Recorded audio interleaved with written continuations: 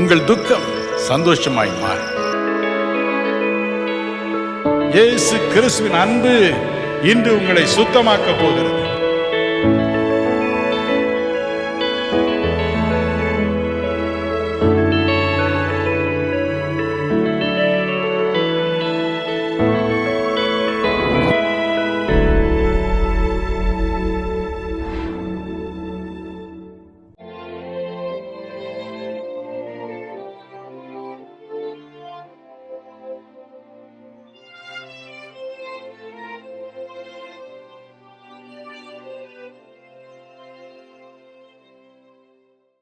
ஆதியாகமம் 17:1-2.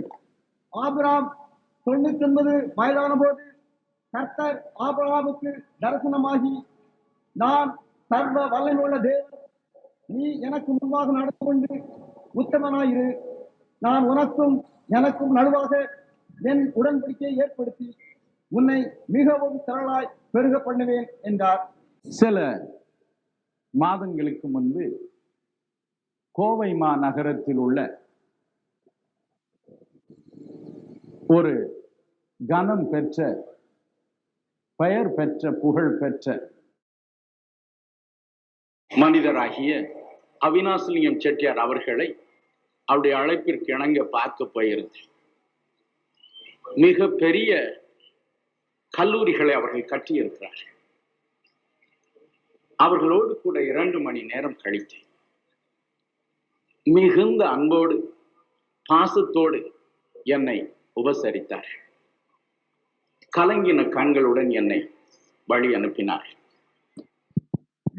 அவர்களுக்கு அன்பு வருவதற்கு ஒரே ஒரு காரணம், நான் இவ்விதமாக உடைந்த உள்ளம் உடையவர்கள் மத்தியில் இறைவனுடைய சேவையை என்னுடைய உலக வேலையோடு சேர்ந்து செய்வதுதான். நான் ஊருக்கு போன பிறகு எனக்கு ஒரு அன்பு கடிதம் எழுதியிருந்தார். அதில் முடிவில் இவ்விதமாய் எழுதியிருந்தார்: 1000 பெயரை உடையவன் தம்பி உன்னை ஆசீர்வதிப்பானாக. 1000 பெயரை உடையவன் தம்பி உன்னை ஆசீர்வதிப்பானாக. இன்னும் உன் இறைத்தொண்டு வளர அருள் புரிவானாக. 1000 பெயரை உடையவன். நம்முடைய அருணாதரை பற்றி அழகான ஒரு விளக்கத்தை அவர் தந்தார். 1000 பெயரை உடையவர். வேத புத்தகத்தை நாம் கவனமாய் படித்து பார்க்கும் பொழுது நம்முடைய அருள்நாதருக்கு பலவிதமான பெயர்களை மக்கள் அன்பின் நிமித்தம் சூட்டினார்கள். அதில் ஒரு பெயரைத்தான் நாம் இங்கு பார்க்கிறோம். தேவன் ஆபிரகாம் என்னும் ஒரு மனிதனோடு பேசும் பொழுது இவ்விதமாய் சொன்னார்: ஆபிரகாம், நான் சர்வ வல்லமையுள்ள தேவன். இதை எபிரேய மொழியிலே நாம் காணும் பொழுது அதிலே ஏல் ஷதாய் என்ற பதத்துடன் காண்கிறோம். ஏல் என்பதற்கு பராக்கிரமமுடையவர், the strong one, the mighty one. பராக்கிரமமுடையவர், the mighty one. ஷதாய் என்பதற்கு தாயை போன்ற மார்புடையவர், குழந்தைக்கு பால் கொடுக்கும் ஒரு தாயை போல அன்பு மார்பை உடையவர். தன்னை நம்புகிறவர்களை, தன்னை நேசிக்கிறவர்களை போஷிக்கிறவர், அவர்களுக்கு ஜீவனை கொடுக்கிறவர், வாழ்க்கைக்கு தேவையான எல்லாவற்றையும் கொடுப்பவர். இன்னும் மிக மிக சுருக்கமாக இந்த குறிப்பிட்ட பதத்தினுடைய பொருளை விளக்க வேண்டும் என்றால், தாயும் தந்தையுமானவர். தாயும் தந்தையுமானவர். அவரே தந்தை, அவரே தாய். சில வாரங்களுக்கு முன்பே எனக்கு மிகவும் அருமையான ஒரு நண்பர் இவ்வுலகை விட்டு விண்ணுலகை அடைந்தார். சின்னம் சிறு குழந்தைகளை விட்டு திடீரென அவர் மரணம் அடைந்தார். அவருடைய மாமனாரை நான் சந்தித்து பேசினேன். அவருடைய வாழ்க்கை வரலாறு அவர் சொன்னார். கண்ணீரோடு சொன்னார்: இந்த குழந்தை, என்னுடைய மகள் 4 வயதா இருக்கும் பொழுது என்னுடைய மனைவி காலமானாள். திருமணம் செய்யாமலேயே இந்த குழந்தையை கண்ணீரோடு கண்ணும் கருத்துமாய் வளர்த்து நானே தாய், நானே அவளுக்கு தகப்பன். நாட்கள் கடந்தன. எத்தனையோ வரன்கள் வந்து இந்த தம்பியை தேடி திருமணம் செய்து கொடுத்தேன். நான் தான் நடுவழியில் என்னுடைய மனைவியை இழந்து போனேன். அவளுக்கும் தாய் பாசம் என்பது என்னதென்று தெரியாது. புருஷனோடாவது இன்பமாய் வாழட்டும் என்று சொல்லி எவ்வளவோ பணம் செலவழித்து திருமணம் செய்து வைத்தேன். 12 வருடங்களில் மறுபடியும் அவளும் விதவையாய் நிற்கிறாள்.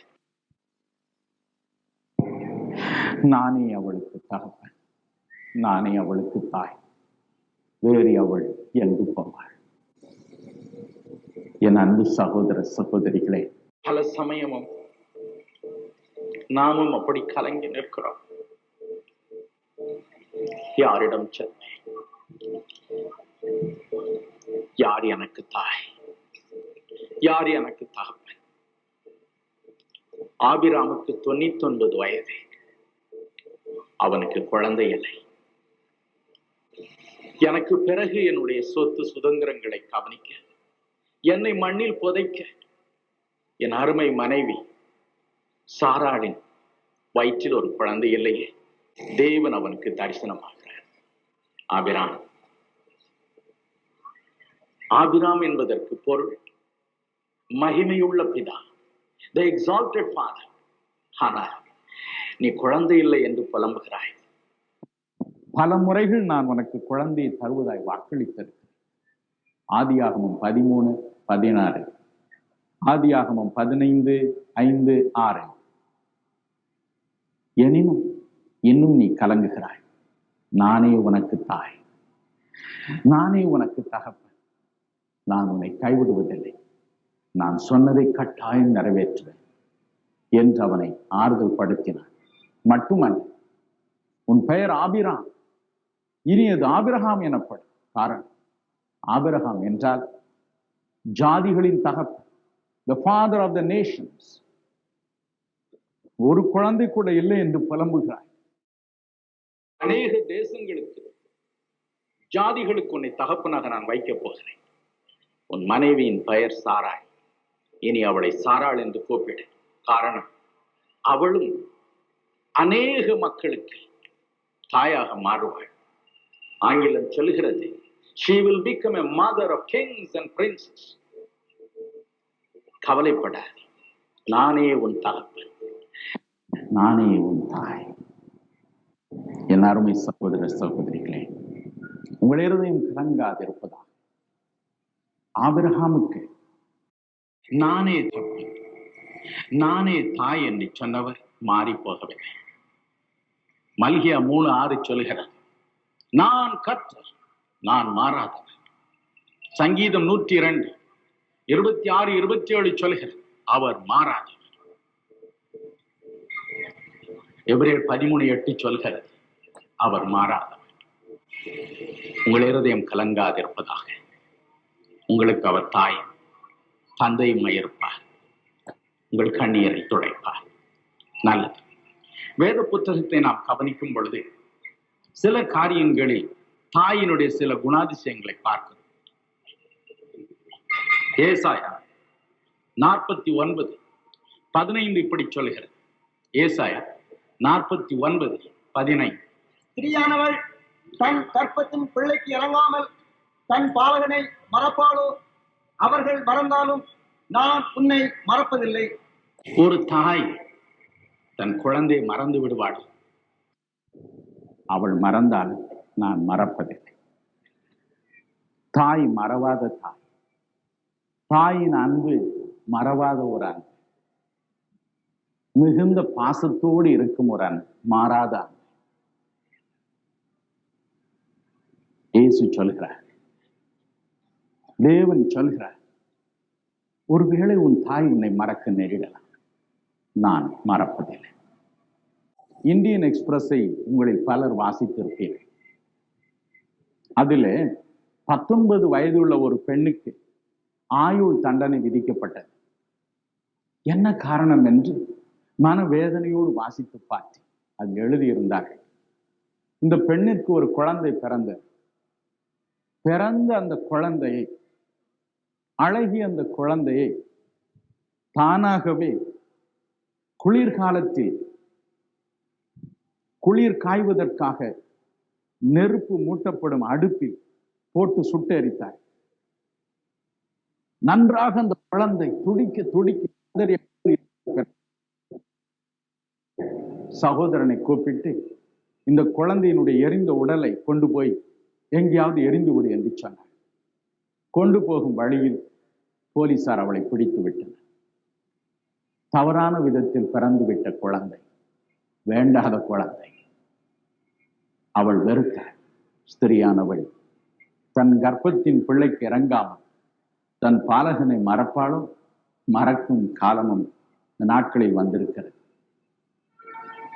சகோதரன் தேவராஜ் இங்கு இருக்கிறார். அவர் மலேசியாவிலே கூட்டங்களை ஒழுங்குபடுத்தி இருந்த பொழுது அக்டோபர் மாதம் நான் அங்கிருந்தேன். அங்கே பத்திரிகையிலே ஒரு வேடிக்கையான காரியத்தை வாசித்தேன்.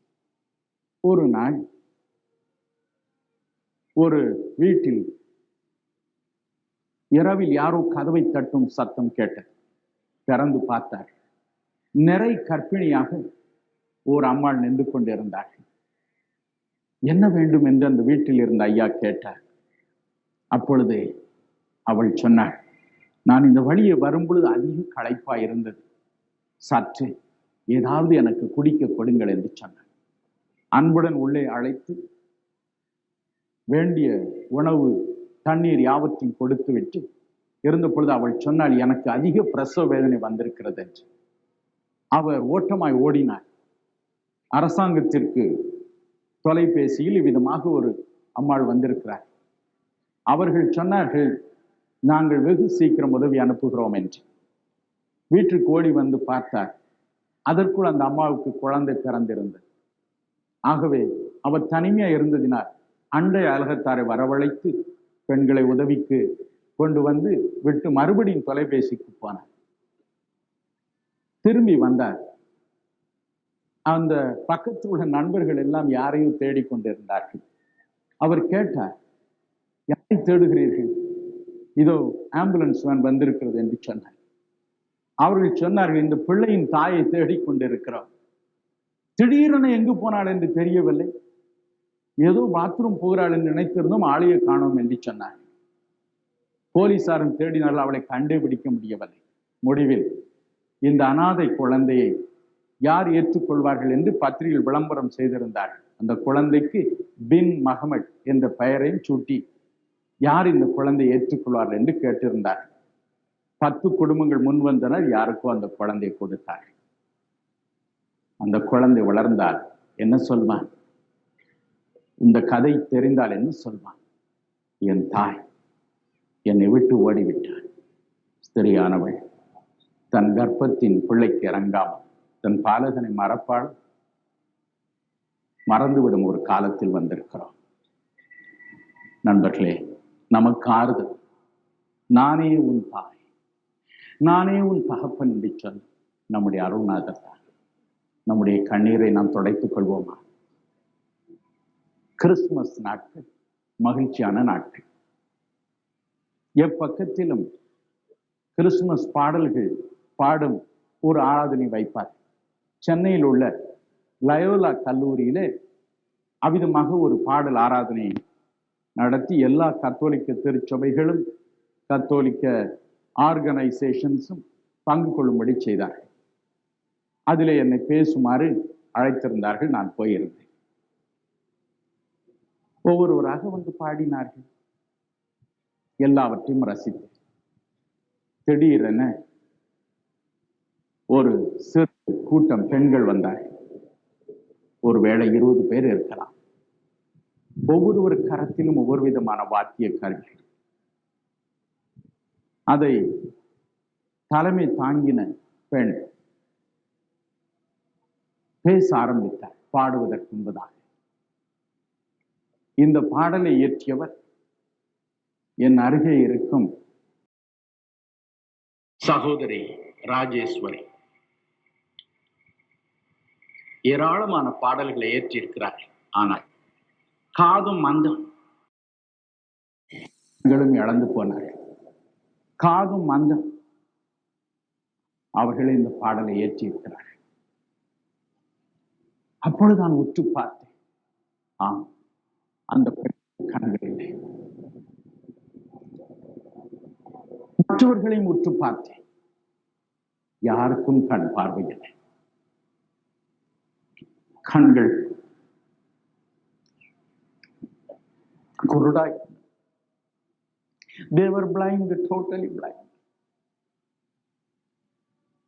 ஆனால் அவர்கள் அனைவரும் கிறிஸ்தவர்கள் அல்ல. இந்த பாடலை இயற்றிய பெண்ணும் ஒரு கிறிஸ்தவ பெண் அல்ல. ஆனால் அவள் இயற்றிய அந்த பாடல், அவர்கள் பாடிய அந்த பாடலினுடைய முதல் வரி என் உள்ளத்தை அறுத்து. அண்டு முதல் வரியில் தான் ஏழை எனக்காக தோழனாக நீ அவதரித்தாய் இறைவன். ஏழை எனக்காக, குருடியாகிய எனக்காக, காது கேளாத எனக்காக தோழனாக நீ அவதரித்தாய் இறைவனை. கண்ணீரோடு பாடி மனம் கசந்து நான் அழுகிறேன். இந்த குழந்தைகள் எல்லாம் தாய் தாப்பன்மாரால் கைவிடப்பட்டவர்கள். இந்த குழந்தைக்கு காது கேளாது, இந்த குழந்தைக்கு கண் பார்வையில்லை. எங்களால் இதை வளர்க்க முடியாது. தயவு செய்து கன்னியாஸ்திரிகளை நீங்கள் எடுத்து வளருங்கள் என்று கான்வென்ட்டில் விடப்பட்டவர்கள். இந்த பிள்ளைகளை வளர்த்து அவர்களுக்கு என்ன லாபம்? ஒரு லாபமும் இல்லை. கிறிஸ்துவின் அன்பு அவர்கள் உள்ளத்தில் பாய்கிறபடினால் இந்த குழந்தையை வளர்க்க குழந்தைகள் பாடினார். தாயும் தகப்பனுக்கும் நாங்கள் வேண்டாதவர்களாய் போனோம். தேவனே, ஏழையாகி எனக்கு நீர் தோழன், வேறு யார் அவர்களுக்கு தோழன்? மனம் கசந்து அழுதேன். கண்ணீரோடு என்று பேசி வந்தேன். என் அன்பு சகோதர சகோதரிகளே, நம்மை மறவாத ஒரு தேவன், நம்மை மறவாத ஒரு இறைவன். தாய் என்னை மறந்தார், அவர் மறக்க மாட்டார். அவரே உங்களுக்காக. உங்கள் இருதயம் கலங்காதிருப்பதா? ஆபிரகாமை பார்த்து சொன்னார், ஆபிரகாம், நான் தான் உனக்கு தகப்பன், நான் தான் உனக்கு தாய். உனக்கு 99 வயதாயிற்று, உன் மனைவிக்கும் அதிக வயதாயிற்று. இருவருடைய உடலும் செத்து போயிற்று என்பதை நான் அறிந்திருக்கிறேன். ஆனாலும் பயப்படாது. தாயை போன்ற மார்புடையவர் தான். தாய் தன் குழந்தையை பாதுகாக்கிறது போல நான் உங்களுக்கு ஜீவனை கொடுக்கிறவன், உங்களை போஷிக்கிறவன். நான் உனக்கு ஜீவனை தருவேன் என்று சொன்னார். தாய் என்னை மறந்தாலும் ஐயா நீர் மறவாதிருக்க.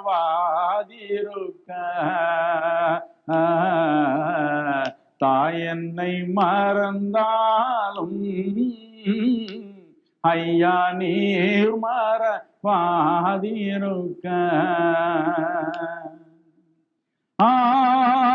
ஆவியினால் உள்ளம் மதனில் அக்கினி பற்றிடவே. ஏகோவாவே எங்களின் ராஜா எழுந்து வாருமையா. ஏகோவாவே எங்களின் ராஜா எழுந்து வாருமையா. வானபராபரனே இப்போ வாரும் எம்மத்தியிலே. இதற்கு மற்றொரு பக்கமும் உண்டு. அவர் நம்மை நேசிக்க வேண்டும், நம்மில் மாறாத அன்புடையவராய், மறவாத அன்புடையவராய் இருக்க வேண்டும் என்று எதிர்பார்க்கிறது போல அவரும் நம்முடைய அன்பை எதிர்பார்க்கிறார். எரேமியா 2:32 என்ன சொல்கிறது வேதம்? ஒரு பெண் தன் ஆபரணத்தையும் ஒரு மணவாட்டி தன் ஆடைகளில் மறப்பாளோ, என் ஜனங்களோ எண்ணி முடியாத நாட்களாய் என்னை மறந்து விட்டார்கள். என் ஜனங்கள் எண்ணி முடியாத நாட்களாய் என்னை மறந்து விட்டார்கள். நான் அவர்களை மறக்கவில்லை, அவர்கள் என்னை மறந்து போனார். கண்ணீரோடு தேவன் இந்த வார்த்தைகளை பேசுகிறார். நாம் அவரை மறந்து விட்டோம். நம்மை நாமே சோதித்து பார்ப்போம். நான் அடிக்கடி சொல்லுகிற ஒரு கதை உண்டு, நிகழ்ந்த ஒரு சம்பவம். அமெரிக்காவில் ஒரு குறிப்பிட்ட நகரத்தில் ஜேன் என்ற ஒரு பெண்ணும் அவளுடைய விதவை தாயும் ஒரு குக்கிராமத்தில் வாழ்ந்து வந்தார்கள். அதிகமான வறுமை. அம்மா, கனடாவில் ஏராளமான வேலை கிடைக்கிறது, நான் போய் நல்ல வேலை தேடிக்கொள்கிறேன், அங்கிருந்து உங்களுக்கு பணம் அனுப்புவேன், பிறகு உங்களை அழைத்து போவேன்.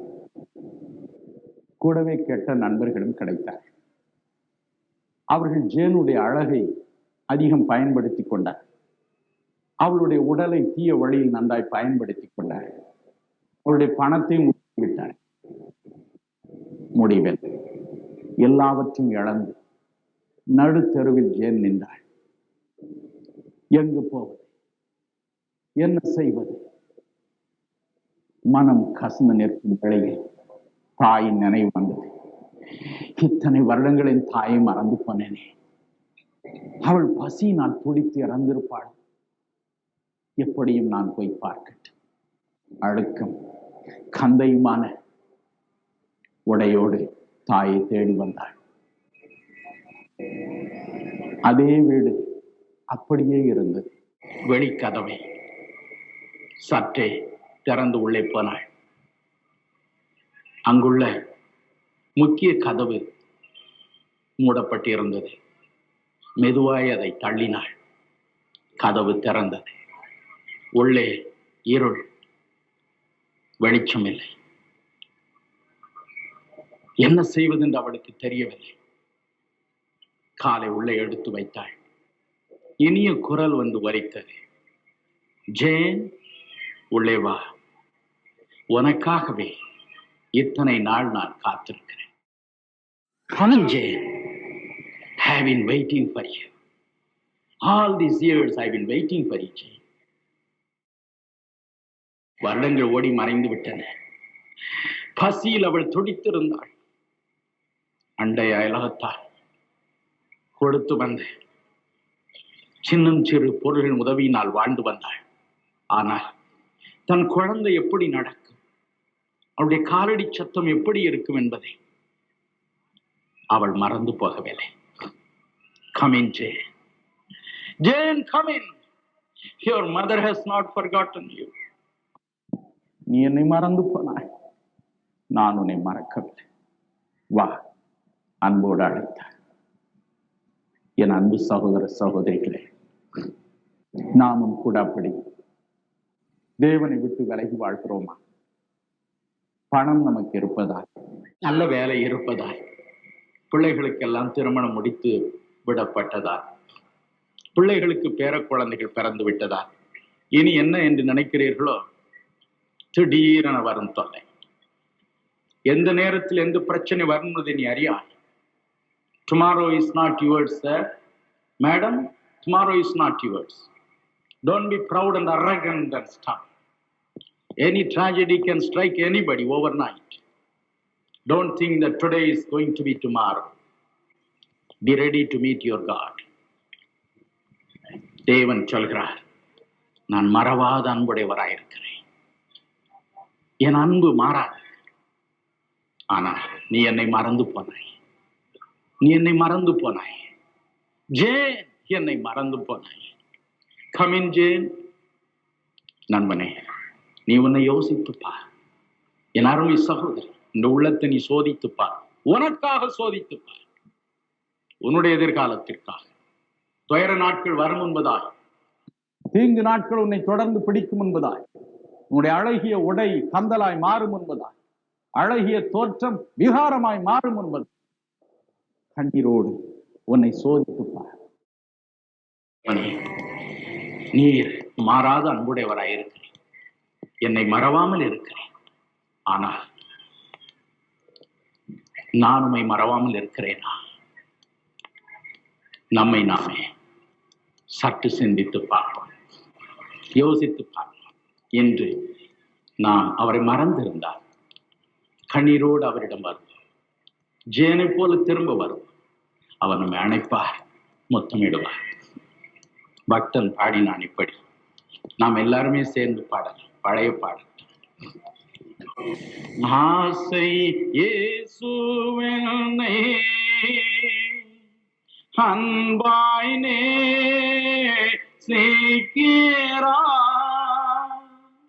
அதை நினைந்தவர் அன்பில் கரத்தோளே ஆவலா பரப்பேன், ஆவலாய் பரப்பேன். இயேசு நேசிக்கிறார், இயேசு நேசிக்கிறார், இயேசு என்னையும் நேசிக்க யான் செய்த தென்னமா தாவமோ, என்னமா தாவமோ. என் ஜனங்கள் எண்ணி முடியாத நாட்களாய் என்னை மறந்து விட்டார் என்று சொல்லும் அவரிடம், இல்லை நான் உம்மை மறக்கவில்லை என்று சொல்வார். நம்மை அணைப்பார், முத்தமிடுவார், இழந்த எல்லா ஆசீர்வாதங்களையும் நமக்கு திரும்ப தருவார். அடுத்து ஒரு தாய் செய்வதென்ன என்பதை ஏசாயா 66:13 அவரே சொல்கிறார். கேட்போமா? ஒருவனை அவன் தாய் தேற்றுவது போல நான் உங்களை தேற்றுவேன், நீங்கள் எருசலேமிலே தேற்றப்படுவீர்கள். As a mother would comfort her child, so shall I comfort you. நான் உங்களை தேற்றுகிற தேவன், நான் உங்களை தேற்றுவேன். நான் 9வது வகுப்பு படிக்கும் பொழுது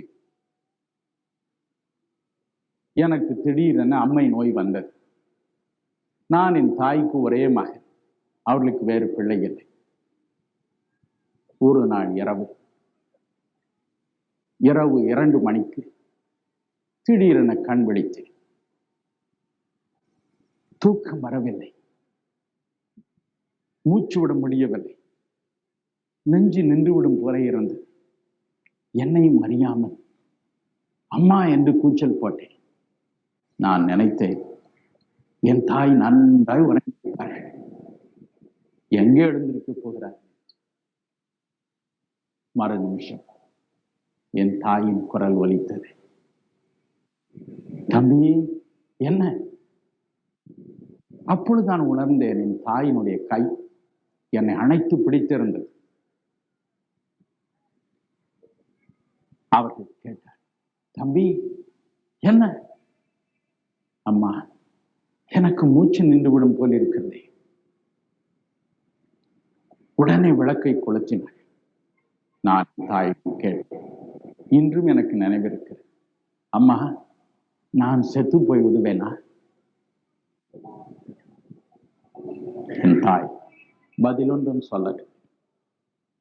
கண்களில் தாரை தாரைய கண்ணீர் ஒடிந்து, மகனே, நீ என் வயிற்றில் இருக்கும் பொழுதே உன்னை ஆண்டவருடைய வேலைக்கு தந்திருக்கிறேன், நீ சாக மாட்டாய் என்று சொல்லி ஆறுதல் படுத்தினார். ஒரு தாய் தன் மகனை தேற்றுகிறது போல தேவன் நம்மை தேற்றுகிறவராயிருக்கிறார். அவர் நம்மை தேற்றுகிறவர், நம்மை ஆறுதல் படுத்துகிறார். ஏசாயா 12:1, எசேக்கியேல் 14:22, இந்த 2 வசனங்களிலும் கூட அதே காரியத்தை நீங்கள் வாசிக்கலாம். ஒரு தாய் தன் பிள்ளையை தேற்றுகிறது போல அருள்நாதர் நம்மை தேற்றுகிறார். உங்கள் இருதயம் கலங்காதிருப்பதாக. எங்கே எனக்கு ஆறுதல், எங்கே தேர்தல் என்று மனம் கசந்து நீங்கள் புலம்பும் நேரம் நம் வாழ்வில் ஒன்றே. எனினும் அவர் ஆறுதல்களின் தேவன் என்று நாம் வேதத்தில் வாசிக்கிறோம். 2 கொரிந்தியர் 1 அதிகாரம் 3-4 வசனங்கள் அப்படி சொல்கின்றன. The God of comfort. ஒரு தாய் தன் பிள்ளையை தேற்றுகிறது போல அவரும் நம்மை தேற்றுகிறார். ஆனால் வேடிக்கை என்ன தெரியுமா? அவரும் நம்மிடத்தில் ஆறுதலை எதிர்பார்க்கிறார். சங்கீதம் 69:20-21 இரண்டையும் வாசித்து பாருங்கள். சிலுவையில் தொங்கும் இயேசு இவ்விதமாய் புலம்புகிறார். சங்கீதம் 69:20-21. நிந்தை என் இருதயத்தை பிளந்தது, நான் மிகவும் வேதனைப்படுகிறேன். எனக்காக பரிதபிக்கிறவன் உண்டோ என்று காத்திருந்தேன், ஒருவனும் இல்லை. தேற்றுகளுக்கு காத்திருந்தேன், ஒருவனையும் காணேன். தேர்தலுக்காய் காத்திருந்தேன், என்னை ஆற்ற ஆட்களை தேடினேன். யாவரும் இவனை சிலுவையில் அறையும் என்று சொன்னார்கள். என்னை பரிகசித்தார். நிந்தை என் இருதயத்தை பிளந்தது. எனக்கு ஆறுதல் அளிக்க யாரும் இல்லை, எனக்கு ஆறுதலே இல்லை என்று இயேசு மனம் கசந்து அழுகிறார். ஆனால் வேத புஸ்தகத்தில் நீங்கள் வாசித்து பாருங்கள், சிலர் அவருக்கும் ஆறுதல் தந்தார்கள். ஆதியாகமம் 5:26 வரை வாசித்து பாருங்கள். நோவா என்று ஒரு குழந்தைக்கு பெயரிடப்பட்டது. காரணம், அவர்கள் சொன்னார், இவன் நமக்கு ஆறுதலை தருவான், நம்முடைய பிரயாசத்தில் நமக்கு ஆறுதலை தருவான், நம்மை தேற்றுவான். He will comfort us. அவன் தேற்றினானா? ஆதியாகமம் 6:9 சொல்கிறது, நோவா தேவனோடு சஞ்சரித்தான். Noah walked with God. He was a great comfort for his own people, and he was also a comfort to the Almighty God because he chose to walk with God. தேவனோடு சஞ்சரிக்க அவன் தீர்மானித்தான். அவனால் தேவனுக்கு பெரிய ஆறுதல், நோவாவினால் எனக்கு பெரிய ஆறுதல் என்று சொன்னான். அவன் என்னை தேற்றுகிறான். அவ்விதமாகவே அப்போஸ்தலர் 4:36 வாசித்து பாருங்கள். அங்கே பர்னபா என்னும் ஒரு மனிதனை பார்க்க, அவனுடைய பெயர் பர்னபா என்று சொல்லப்பட்டதற்கு காரணம், அவன் ஆறுதலின் மகன். எல்லாருக்கும் ஆறுதல் அருள்கிறான், தேவனுக்கும் அவன் ஆறுதல் அருள்கிறான். 11ஆம் அதிகாரத்தில் அவனை பற்றி எழுதும் பொழுது இவ்விதமாய் வேதம் சொல்லுகிறது, அவன் நல்லவன், அவன் விசுவாசத்தினால் நிறைந்திருந்தான், பரிசுத்த ஆவியானவரால் நிறைந்திருந்தான். என் அன்பு சகோதர சகோதரிகளே, இன்று ஆண்டவர் நம்மிடம் எதிர்பார்க்கும் தேர்தல் இதுதான். ஒரு தாய் தன் குழந்தையை தேற்றுவது போல நானும் உங்களை தேற்றுகிறேன். ஆனால் நீங்கள் என்னை தேற்ற மாட்டீர்களா? நீங்கள் எனக்கு ஒரு ஆறுதலை தர மாட்டீர்களா? வெளிப்படுத்தின விசேஷம் 5ஆம் அதிகாரம் 5-6 வாசித்து பாருங்கள். வெளிப்படுத்தின விசேஷம் 13ஆம் அதிகாரம் 8ஆம் வசனத்தை வாசித்து பாருங்கள். அங்கே கிறிஸ்துவை ஒரு ஆட்டுக்குட்டியாக யோவான் காண்கிறார். அந்த ஆட்டுக்குட்டி கம்பீரமாக இல்லை, அடிக்கப்பட்ட வண்ணமாகவே இருக்கிறது. இன்றைக்கும் ஆட்டுக்குட்டியானவரை பின்பற்றுகிறோம் என்று சொல்லுகிற நாம், நம்முடைய வாழ்க்கையில் கடினமான காரியங்களை வைத்துக்கொண்டு அவரை பின்பற்றும் பொழுது அவருடைய பெயருக்கு எழுக்கையும் வேதனையும் கொண்டு வரும் பொழுது அந்த பாவங்கள் எல்லாம் மறுபடியும் அவர் மேல் சுமத்தப்படுகின்றன.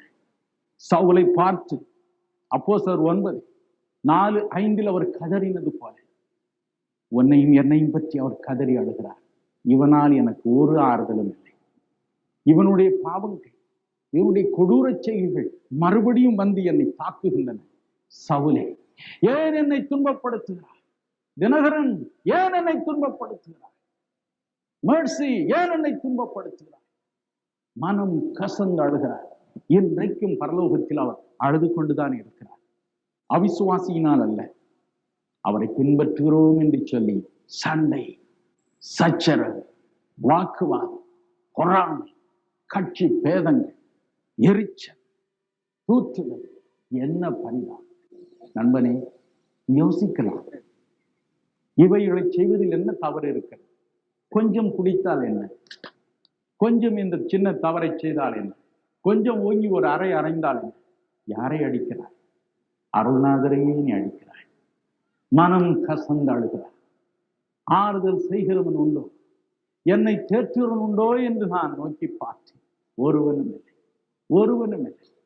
If every Christian would look to Jesus, if every so-called and professing Christian would look to Jesus and say, let me comfort Jesus, I will never make him sorrowful again. Somehow I must make him happy. Somehow I must comfort him and console him. There will be no problem anywhere in the Christian world. We forget that. We forget the crying Jesus. We forget the weeping Jesus. We forget all about his agony. All the time we are worried about ourselves, our petty, good for nothing, man-made doctrines. Because of one doctrine, we hate everybody else. And so everybody else is fools. I am the only man who is going to heaven. You will never get to heaven. Let me tell you that. Jesus said, love thy neighbor as thyself. If you don't have this love, you have no right to call yourself as a Christian. Let us forget all about heaven. என்னை ஆறுதல் படுத்துகிறேன், என்னை தேற்றுகள் உண்டோ என்று காத்திருக்கிறேன். பர்னபா அவன் நல்லவன், விசுவாசத்தினால் நிறைந்தவன், பரிசுத்த ஆவியினால் நிறைந்தவன். அவன் ஆறுதலின் மகன். அவன் என்னை தேற்றுவான் என்று தேவன் பெருமையோடு சொல்லிக் கொண்டான். நோவா என்னோடு சஞ்சரிக்கிறான். அவனுக்கு மற்றவர்களை பற்றி கவலை இல்லை, என்னை பற்றி தான் அவனுக்கு கவலை. ஆகவே அவனுக்கு நோவா என்று பெயரிடுங்கள் என்று அருள்நாதர் சொன்னார். யோபுவை பற்றி சொன்னார். யோபு 1:8 என்ன சொன்னார்? அவன் சன்மார்க்கன், இந்த உலகம் முழுவதிலும் அவனை போல் ஒரு மனிதனை பார்க்கவில்லை. நம்மை பற்றி எப்படி சொல்வாரா பிரியமானவர்களே? இல்லை, நாம் இன்றி சொல்வோம், சுவாமி நான் உம்மை சந்தோஷப்படுத்த வேண்டும், உம்மை தேற்ற வேண்டும். கண்ணீரோடு ஜெபிப்போமா? ஆறுதல் தேறுதல் அளித்திடும் நேயம், ஆறுதல் தேறுதல் அளித்திடும் நேயம், கூறும் மகிமையில் சேர்த்திடும் தோயம், திருப்பாதம் சேராமல் இருப்பேனோ நான், தெய்வத்தை தேடாமல் இழைப்பேனோ, திருப்பாதம் சேராமல். Amen, Jesus.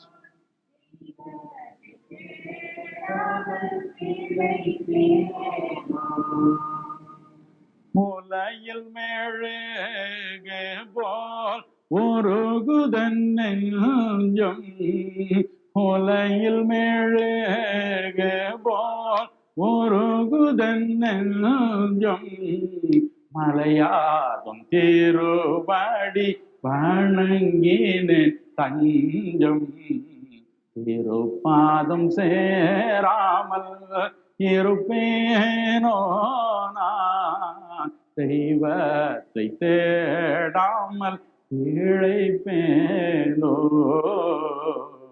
திருப்பாதம் சேராமல் இருப்பேனோ நான், தெய்வத்தை தேடாமல் இழைப்பேனோ. அவர் உங்களை தேற்றுவார். கடைசியாக மூன்றாவது ஒரு காரியத்தை அவர் செய்கிறார். உபாகம் 32ஆம் அதிகாரம் 11-12 வாசிக்கும் பொழுது, உபாகம் 1:31 இதை வாசிக்கும் பொழுது அங்கு ஆண்டவர் வேறொரு காரியத்தை சொல்கிறார். தகப்பன் தன் குழந்தையை தூக்கி சுமப்பது போல நான் உங்களை தூக்கி சுமந்து வந்தேன். As a father or as a mother eagle would carry the weak child, so have I done for you. I have carried you. இந்த கடின உலை என் அருமை சகோதர சகோதரிகளே, பல முறையும் நாம் ஸ்தம்பித்து நின்று விடுகிறோம். அவ்வளவுதான். இதற்கு மேல் என் வாழ்வு பாதை முற்று பெற்றது. ஒரு அடி கூட என்னால் எடுத்து வைக்க முடியாது என்று கலங்கி நிற்கிறோம். ஆனால் தேவன் சொல்கிறார், நான் உன்னை தூக்கிச் செல்வேன். உனக்கு நடக்க முடியாமல் போயிட்டு அல்லவா, நான் உன்னை தூக்கி நடக்கட்டும். அவர் நம்மை தூக்கி சுமக்கிறார். நான் சிறு பையனா இருந்த பொழுது என்னுடைய தகப்பனாரை விட என்னுடைய தாத்தாவிடம் தான் அதிகம் இருந்தது. நான் பிறந்தது இங்கிலாந்தில் அல்ல, நான் பிறந்தது திருநெல்வேலி மாவட்டத்தில் உள்ள மிக அருமையான பெயருடைய ஒரு ஊர், சுரண்டை. பேரை கேட்டாலே எப்படி இருக்கு பார்த்தீங்களா? இது சூட்டும் டையும் நான் போட்டு குளிருக்காக போட்டிருக்கேன்.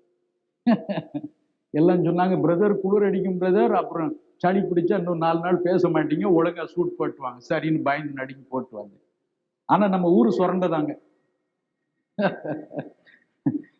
இங்க இருந்து போனீங்கன்னா தென்காசி போனீங்கன்னா தென்காசியில இருந்து சில மைல் தூரத்துல இருக்கு. அந்த ஊர்ல திடீரென்று மழை வந்துட்டா அடுத்த ஊருக்கு போக முடியாது. சின்ன சிறு ஓடைகள் உண்டு. இந்த ஓடையில திடீரென்று தண்ணீர் வந்துவிடும். எல்லாரும் அப்படியே கரையில நிற்பார், எப்பொழுது தண்ணீர் வடியும் மறுபக்கம் போகலாம் என்று. ஆனால் எனக்கும் என்னுடைய தாத்தாவிற்கும் உலகமே இடிந்து விழுந்தாலும் ராத்திரி ஒரு சினிமா பார்க்கணும்னா தூக்கம் வர. நாங்களும் வழக்கம் போல போவோம். சாயந்தரம் நல்ல சாப்பாடெல்லாம் எங்க தாத்தா வாங்கி கொடுத்துருவாரு. எங்க அப்பா சொல்லுவாங்க, இந்த சின்ன பையில தூக்கிட்டு போறீங்களே, நீ சும்மா இருறா, எனக்கு தெரியும் என்று சொல்லுவாங்க தாத்தா. எங்க அப்பா கம்முன்னு இருந்துருவாங்க. 2 பேரும் போனோம். தண்ணி ஓடுது, எல்லாம் மலைச்சு நிக்கிறாங்க. எங்க தாத்தா அங்கன்னு ஒரு ஆளை கூப்பிட்டார். எவ்வளோட தண்ணி இருக்குன்னு கேட்டார். அவன் அப்படி பார்த்தான். எங்க தாத்தா ஒரு அரப்பனை உயரம் இருப்பாங்க. உங்களுக்கு என்ன சாமி, உங்க இடுப்பு கூட வராது, நான் கூட வரேன், நம்ம 2 பேரும் போகலாம், எனக்கு நான் கண்டிப்பா ஒரு துட்டு தரேன் அப்படி இருந்துச்சான். ஒரு துட்டுன்னா 4 பைசா அந்த காலத்துல. ஒரு துட்டு தரேன்டானா அவன் ரொம்ப சந்தோஷமா, அவன் ஏதோ 1000 ரூபாய் கிடைச்சது போல நான் கூட்டிட்டு போறேன் என்று சொன்னான். என்ன என் தாத்தா என்ன பண்ணுவாங்க என்று யோசித்து தாத்தா கொஞ்சம் குனிஞ்சார். ஏறா முதுகுலன்னு சொன்னார். தோல்ல அப்படி உட்கார வச்சார், காலை தொங்க போட்டுக்கிட்டு. தாத்தா கழுத்தை இறுக்கி பிடிச்சிக்கிட்டு அந்த ஆள் முன்னால் நடக்க, என் தாத்தா அவன் கையை பிடித்து நடக்க, இருவரும் மறுகரை போய் சேர்ந்தோம். அந்த தண்ணீர் என் காலுக்கிட்ட கூட எட்டவில்லை. சந்தோஷமாய் போய் பார்த்தோம். சினிமாவை நன்றாய் கண்குளிர பார்த்தோம். ராத்திரி 11 மணிக்கு வீடு வந்து சேர்ந்து என் தகப்பனாரிடம் திட்டும் வாங்கி கொண்டோம். சத்தம் போடாமல் படுத்து தூங்கிவிட்டோம். தகப்பன் தன் பிள்ளையை சுமந்து செல்கிறது போல நான் உங்களை சுமந்து செல்கிறவன். என் அருள்நாதரும் நம்மை சுமந்து செல்கிறவன். உங்கள் இருதயம் கலங்காது இருப்பதாக. தாய் தன் குழந்தையை தூக்கி சுமப்பது போல அவர் தூக்கி சுமப்பார். நான் பிழைக்கிறபடினால் நீங்களும் பிழைப்பீர்கள் என்று சொன்னார். யோவான் 14:19. எத்தனை பெரிய ஆறுதல். அவர் நம்ம இந்த வாழ்க்கை படகை கடத்தி செல்ல நமக்கு உதவி செய்வார், நம்மை காப்பாற்றுவார். நண்பர்களே, என்றும் இந்த உலகில் நாம் வாழ்ந்துவிடப் போவதில்லை. என்றாவது ஒரு நாள் இந்த வாழ்க்கை கடப்போம். இயேசு சொன்னார், யோவான் 14:1 முதல் 3 வரை உள்ள வசனங்களில், உங்கள் இருதயம் கலங்காது இருப்பதாக தேவனிடத்தில் விசுவாசமாயிருக்கு, என்னிடத்திலும் விசுவாசமாயிருக்கு. நான் உங்களுக்காக ஒரு இடத்தை ஆயத்தம் பண்ண போறேன். நான் அதை ஆயத்தம் பண்ணின பின்பு வந்து உங்களை என்னிடமாய் சேர்த்துக்கொள். அதுதான் நம்முடைய நம்பிக்கை. உலகத்தில் கஷ்டங்கள் வரலாம், கண்ணீர் வரலாம், இன்பம் வரலாம், துன்பம் வரலாம். ஆனால் முடிவு அருள்நாதரின் பார். அவர் வசிக்கும் அந்த இன்பமான இடம் நமக்கென்று ஒரு இடத்தை ஆயத்தப்படுத்தி வைத்திருக்கிறார். அங்கே அவர் நம்மை அழைத்து செல்வார். நான் உன்னை தூக்கி செல்வேன், நான் உன்னை அங்கு அழைத்து செல்வேன். தண்ணீர்கள் வரலாம், வெள்ளம் வரலாம், எதிர்ப்புகள் வரலாம், நோய்கள் வரலாம். அருள்நாதர் நம்மை கடத்தி செல்வார். நாம் மோட்சத்தில் சென்று மகிழ்ச்சியோடு அவரை காண்போம். எத்தனை பெரிய பாக்கியம், எத்தனை பெரிய ஒரு பாக்கியம். இதுதான் நமக்கு கொடுக்கப்பட்டிருக்கிற ஒரு நம்பிக்கை. சில வாரங்களுக்கு முன்பு என் நெருங்கிய நண்பர் ஒருவர் இறந்து போனார். அவர் தேவ பக்தி உள்ளவர், ஆண்டவருக்காய் வாழ்ந்தவர். உயிர் பிரியும் நேரத்தில் தன் மனைவி அழைத்தார். அவர் இறந்தது அமெரிக்காவில். அவர் சொன்னார், நான் உன்னை விட்டு பிரிகிறேன், உனக்கு கஷ்டமாயிருக்கு, ஆனால் ஒன்றை நினைத்துக்கொள், நான் ஆண்டவருக்காக எங்கேயோ ஊழியம் செய்ய போயிருக்கிறேன் என்று நினைத்துக்கொள். அடிக்கடி நான் ஆண்டவருடைய ஊழியத்திற்காக உன்னை விட்டு பிரிவது இயற்கையாக நடக்கும் ஒரு காரியம் அல்லவா? அப்படியே நினைத்துக்கொள். ஆனால் உன் இருதயம் கலங்காதிருப்பதாக, நாம் மீண்டும் ஒரு நாள் மோட்சத்தில் சந்திப்போம். இன்னும் சில நாட்கள் தான் நான் மரணம் அடைவேன். என்னுடைய உடலை இந்தியாவிற்கு கொண்டு போவார்கள். என் அருமை நண்பர் தினகரன் என் உடலை அடக்கம் செய்வதற்கு வேண்டிய காரியங்களை கவனிப்பார். இப்பொழுதே நான் அதை காண்கிறேன் என்று சொன்னார். அவர் மரணம் அடைந்தார். அவர் உடலை இந்தியாவிற்கு கொண்டு வர ஒரு தம்படி கூட அவரிடம் இல்லை. என் கடைசி நிமிடத்தில் அங்கே புதைப்பதற்கு வேண்டிய எல்லா ஏற்பாடுகளையும் செய்து விட்டார். ஆனால் ஆண்டவர் ஒரு காரியத்தை சொன்னால் சொன்னது. கடைசி நிமிடத்தில் ஒரு அற்புதம் நிகழ்ந்தது. இந்தியாவிற்கு கொண்டு வந்தார்கள். டெல்லிக்கு கொண்டு போக வேண்டும் என்று பலர் வற்புறுத்தினார்கள். ஆனால் எதிர்பாராத விதமாக சென்னை வந்து இறங்கியது. சென்னையில் அந்த ஆராதனையில் நான் பங்கு பெற்ற பொழுது அவருடைய மனைவி இந்த காரியத்தை சொன்னார். ஒரு கிறிஸ்தவனின் நம்பிக்கை அதுதான். அவன் மரணத்தை பற்றி அவனுக்கு நம்பிக்கை உண்டு. நீதிமான் தன் மரணத்தில் நித்திய நம்பிக்கை உள்ளவன். நம் வாழ்க்கையில் அருணாதர் அந்த இன்ப பாதைக்கு நம்மை அழைத்து செல்வார். அந்த இனிய இடத்திற்கு நம்மை கடத்தி செல்வார். நம்மை தூக்கி சுமந்து செல்வார். தயவு செய்து கலங்காது. Finally, my brothers and my sisters, life is not going to end in this world. It is not the joys and sorrows that we endure in this world which are going to count. It is the number of years, the eternity that we are going to spend with the Almighty God, that really counts. Today we bite our teeth and say, I will kill that fellow. Today we bite our teeth and say, I will crush that organization. Today we say so many things, but alas, suddenly death laughs at us. Suddenly death smiles at us. And we are going to be removed from the scene of this world forever, never to return. What are we going to do that time? But if you love Him, if you serve Him, He says, I will carry you even through the valley of death, even through the shadow of death. And you will live with me, my son, my daughter, forever and forever. இதுதான் அவர் மேல் நம்பிக்கை வைத்து வாழ்களுடைய நிச்சயம். தாயின் அன்பு சுமக்கும் அன்பு, தாயின் அன்பு மறக்காத அன்பு, தாயின் அன்பு தேற்றும் அன்பு, தாயின் அன்பு தூக்கி சுமக்கும் அன்பு, கடைசி வரை தூக்கி சுமக்கும் அன்பு. யோவான் 13:1 சொல்லுகிறது, அவர் கடைசி வரை அன்பு வைத்தார். உன் வாழ்க்கையிலும் கடைசி வரை அன்பு வைப்பவர் இயேசு ஒருவர் தான். நண்பா, உனக்கும் அவருக்கும் சம்பந்தம் உண்டா? உனக்கும் அவருக்கும் சம்பந்தம் உண்டா? இல்லையானா கண்ணீரோடு அவரிடம் கேள், தகப்பனே, உன் மனம் நோகு நடந்து கொண்டேன், உம்மை மறந்து தெரிந்தேன், என்னை மன்னிக்க. உமக்கு ஆறுதல் தருவதற்கு பதிலாக உமக்கு முள்கிரீடம் தந்தேன், உம்மை வேதனைப்படுத்தினேன், என்னை மன்னியும் சுவாமி. நீர் எனக்கு மோட்சத்தை தர காத்திருக்கிறேன், நானோ நரக பாதையில் சென்று கொண்டிருக்கிறேன், என் வாழ்க்கை மன்னியும், என்னை மாற்றும் என்று கண்ணீரோடு கெஞ்சுவீர்களா? அருணாதர் உங்களை அணைப்பார், உங்களை முத்தமிடுவார், மறுபடியும் தம் பாதுகாப்பிற்குள் வைத்துக் கொள்வார், மோட்சம் செல்லும் வரை உங்களை காப்பார். God will protect you. God will protect you. God will bless you. God will lead you.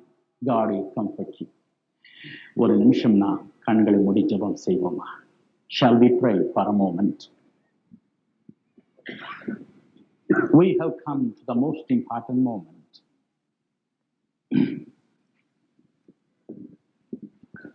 நாம் மிக முக்கியமான நேரத்துக்குள்ளாய் வந்திருக்கிறோம்.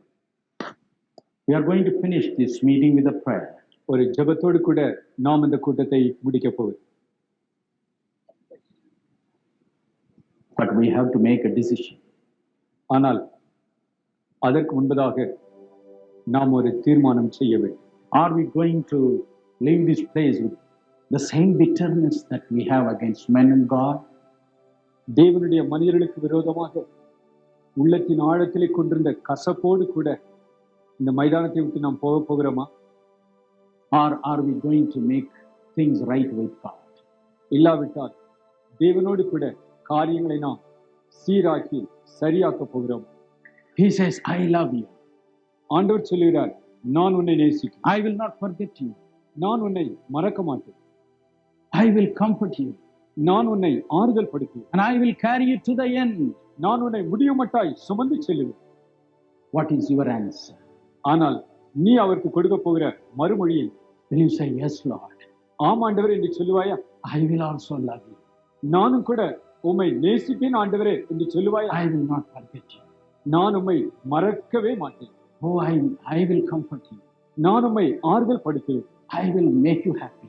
நான் உம்மை மகிழ்ச்சியாக்குவேன். I have been wandering away from you.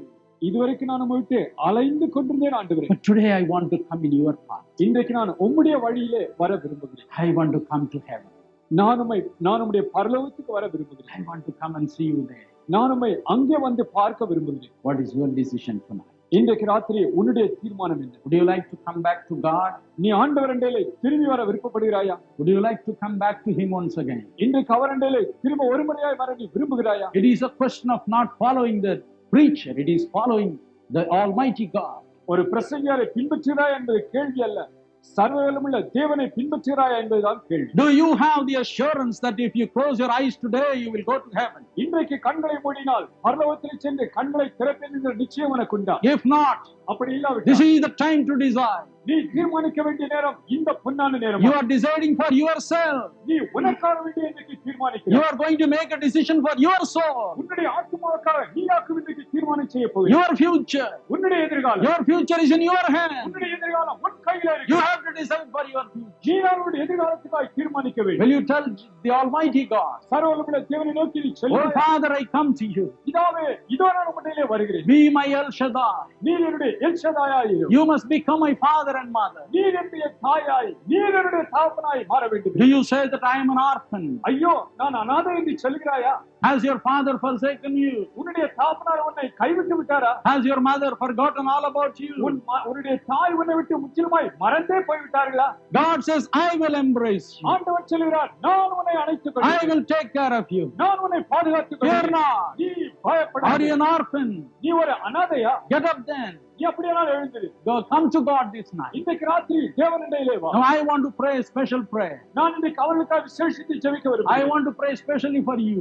உனக்காக விசேஷித்து ஜெபிக்க விரும்புகிறேன். Those who want to come back to God. தேவனிடையிலே திரும்ப வர விரும்புகிறவர்கள், Those who like to come back to the way of holiness. பரிசுத்தத்தின் பாதைக்கு திரும்ப வர விரும்புகிறவர்களுக்காக If you can get up and walk to the front, I want to pray for நீ you. எழுந்து முன்னுக்கு வருவாயானால் நான் உனக்காக ஜெபிப்பேன். Those who would like to give their lives to God. தங்களுடைய ஜீவியத்தை ஆண்டவருக்கு ஒப்புக் கொடுக்க வேண்டும் என்று விரும்புகிறவர்கள், Those who want to clean up their hearts. தங்களுடைய ஒரு இதயத்தை சுத்தமாக்க வேண்டும் என்று விரும்புகிறவர்கள், Those who want to make God happy. ஆண்டவரை சந்தோஷப்படுத்த வேண்டும் என்று Will விரும்புகிறவர்கள், you please come to the front quickly? சீக்கிரமா எழுந்து முன்னுக்கு வாருங்கள். I would like to pray for your soul first. நான் உங்களுடைய ஆத்துமாவுக்காய் முதலாவது ஜெபிக்க விரும்புகிறேன். Afterwards, I want to pray for the other needs. அதன் பிறகு உங்களுடைய மற்ற தேவைகளுக்காய் நான் ஜெபிப்பேன். We will pray for miracles later. நான் பிறகு அற்புதங்களுக்காய் நாம் ஜெபிக்க The போகிறோம். greatest miracle is the change in the soul. மகா பெரிய அற்புதம் உண்டானால் ஆத்துமாவில் உண்டாகிற மாற்றம் தான் பெரிய The அற்புதம். greatest miracle is the holiness of a soul.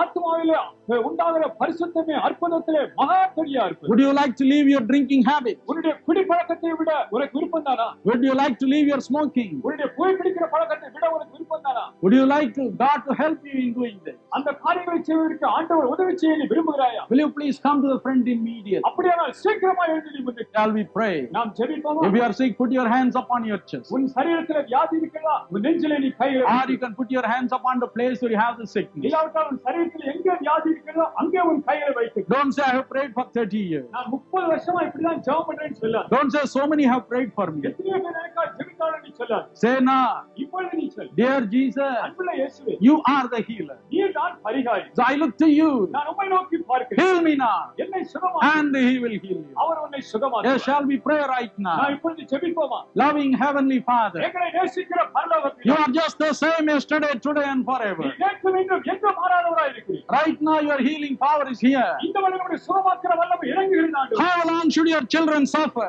ஆண்டவரே, உம்முடைய பிள்ளைகள் எவ்வளவு காலம் வியாதிப்பட்டிருக்க வேண்டும்? How long should they be bedridden? அவன் எவ்வளவு காலம் படுக்கையில் இருக்க வேண்டும்? You ஆண்டவரே, have said, I am the Lord that healeth thee. நானே உன்னை சுகமாக்குற தேவனாகிய கர்த்தர் என்று சொன்னீரே. We believe that word. நாங்கள் அந்த வார்த்தையை நம்புகிறோம். That is why we have come in large numbers here. ஆகையால் இவ்வளவு கூட்டமாய் நாங்கள் இங்கே வந்திருக்கிறோம். Prove your promise now. உம்முடைய வாக்குத்தத்தத்தை நிரூபித்து காட்டு. Stretch forth your healing hand உம்முடைய சுகமாக்குற கரத்தை நீட்டுவீராக. and heal every sick person. ஒவ்வொரு வியாதியஸ்தரையும் சுகமாக்குவீராக. Let your healing power move in a mighty way right now. சுகமாக்குற வல்லமை வல்லமையாக இடமத்திலே இறங்குவதாக. Heal everybody. ஒவ்வொருவரையும் சுகமாக்கு. Let every sick person be healed. ஒவ்வொரு வியாதியஸ்தரும் சுகமாவானாக. Right now I see the people who have problem in their knees getting healed. ஆண்டவரே, முழங்காலிலே வியாதியோடு இருக்கிற சுகமாவதை நான் இப்பொழுது காண்கிறேன் ஆண்டவரே. Many knees which are swollen, you are healing them now. I give you all the glory. வீங்கிக் கொண்டிருக்கிற முழங்கால்களை நீர் சுகமாக்கிறீர். நான் உமக்கே மகிமை செலுத்துகிறேன். Thank you for healing. நீ சுகமாக்குவதற்காய் நன்றி. Thank you for healing every swollen knee right now. ஒவ்வொரு வீங்கியிருக்கிற முழங்கால்களை நீர் சுகமாக்கியதற்காய் உமக்கு நன்றி. Oh yes, your healing power is moving